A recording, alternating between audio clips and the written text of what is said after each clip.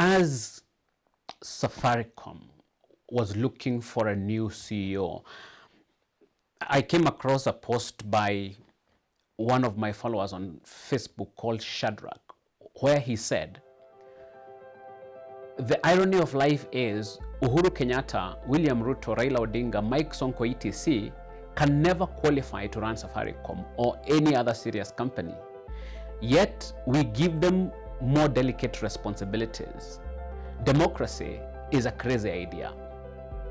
While it sounded like an obvious proposition, Shadrach was making a very significant point at the core of the problematics of democracy.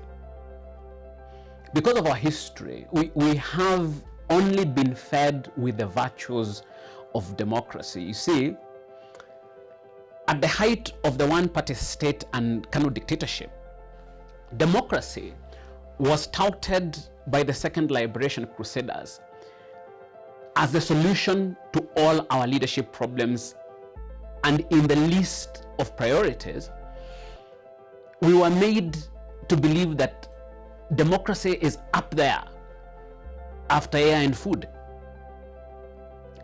If these crusaders are to be believed, we have been a democracy of sorts for the last 25 years or so, and look where we have ended up.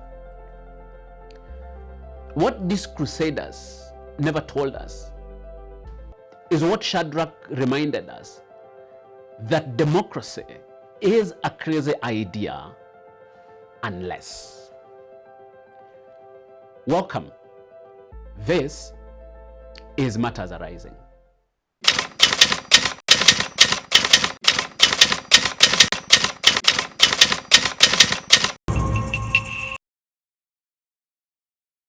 How did leaders who cannot be entrusted to run a private company like Safaricom be the ones running the affairs of state and 48 other county governments, controlling trillions of shillings and destinies of millions of Kenyans?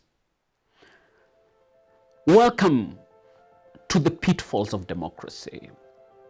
When Shadrach, my follower, remarks that democracy is a crazy idea, he is echoing the reservations of many thinkers and statesmen before him who are very suspicious of democracy. In fact, thinkers started questioning democracy right from its ancient Athenian origins. When you read the dialogues of Plato, you will surprisingly discover that Socrates, one of the founding fathers of Greek philosophy, was hugely pessimistic about the whole business of democracy.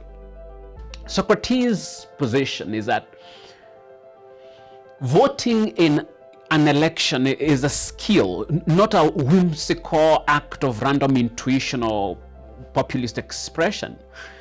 He advised that, like any skill, voting in a democracy needs to be taught systematically to the people. He warns that it is irresponsible to let citizens vote without an education on their obligation as citizens in a democracy.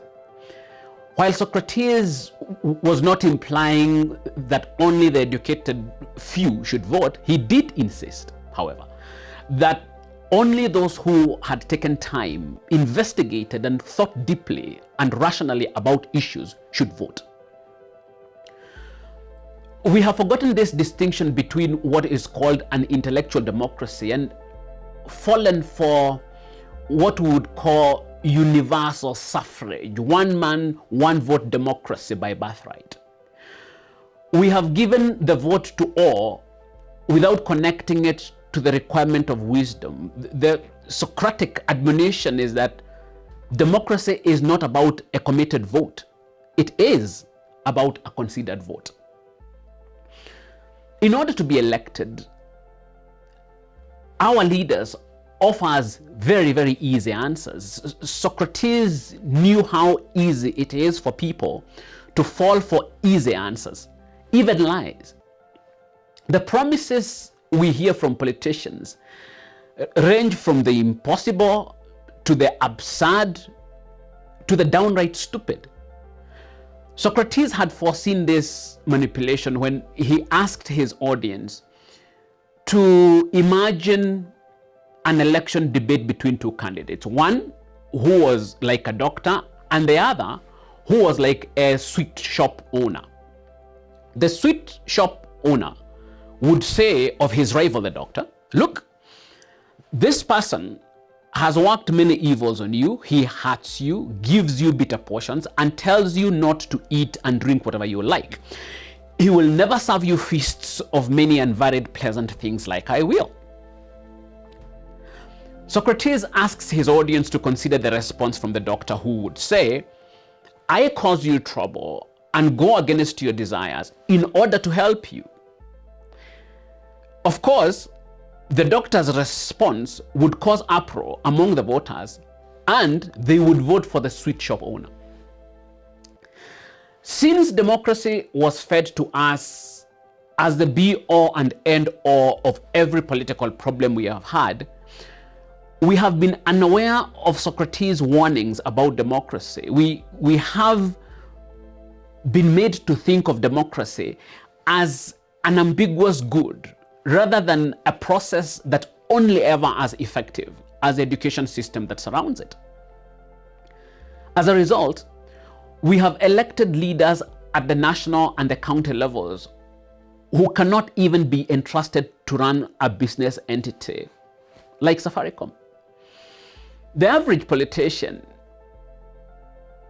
is very happy about a poor and ignorant voting population. In this country, unfortunately, you don't even have to be poor and uneducated to be a pretty ignorant voter.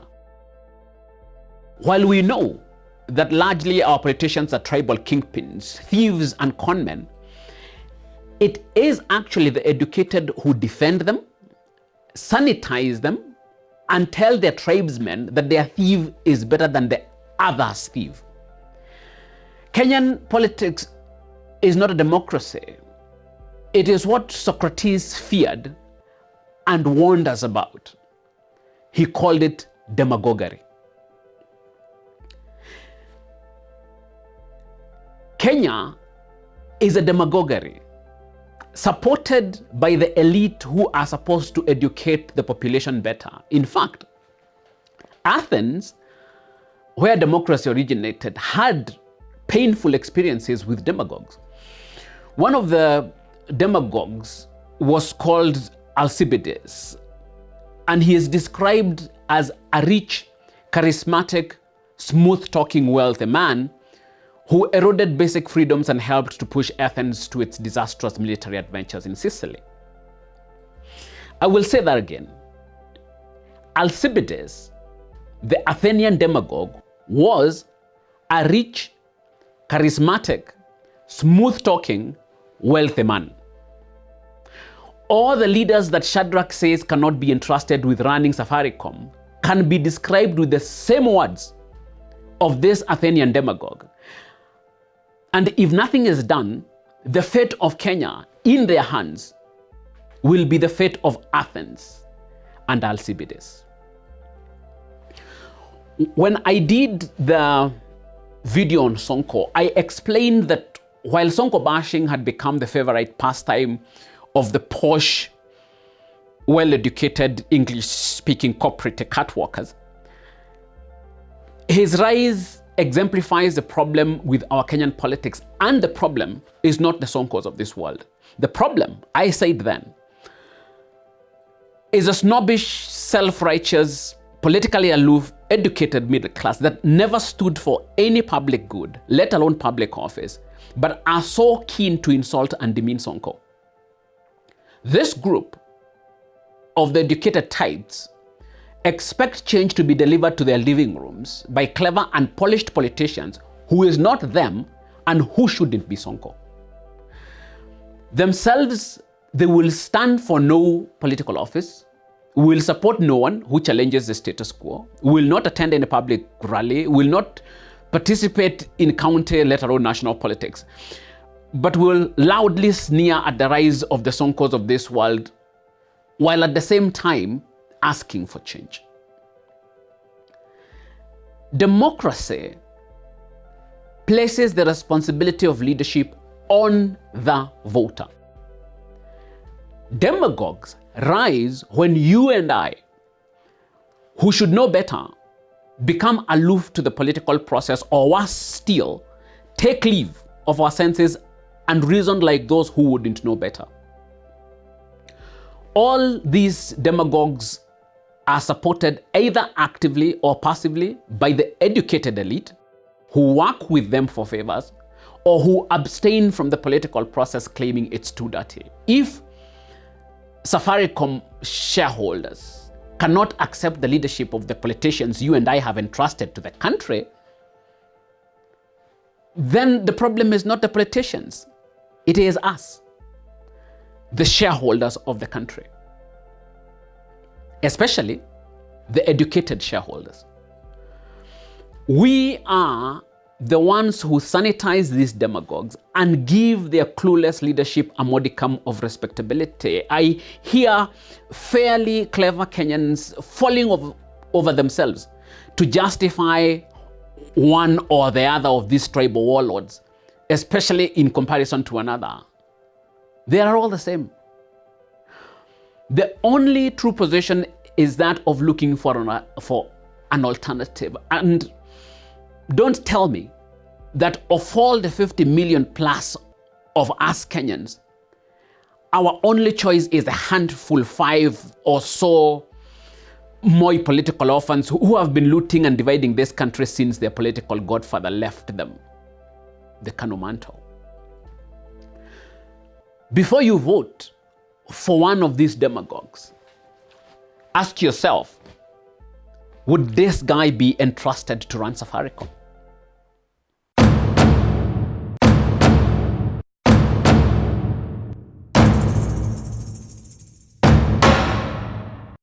At the height of a search for a CEO in Safaricom, Shadrach, a viewer of mine, remarked that the leaders who we have entrusted with the country cannot even be trusted to run Safaricom. It was a serious indictment of the process of democracy, but more so an indictment on the educated voter. Socratic wisdom demands that those who would vote in a democracy are those who have taken time, investigated, and thought deeply and rationally about issues. Unfortunately, in Kenya, the educated elite who would be expected to provide leadership in this regard are the ones busy sanitizing the demagogues for favors. With this endorsement and abdication, the demagogues have taken over the country and they are running it down. Democracy is not an automatic solution to all the problems facing our country. Those who will exercise it must know that they are the shareholders of the country. If Safaricom shareholders would not accept the current crop of leadership, then how did they become national leaders under your watch? For Matters Arising, I am Professor Wainaina.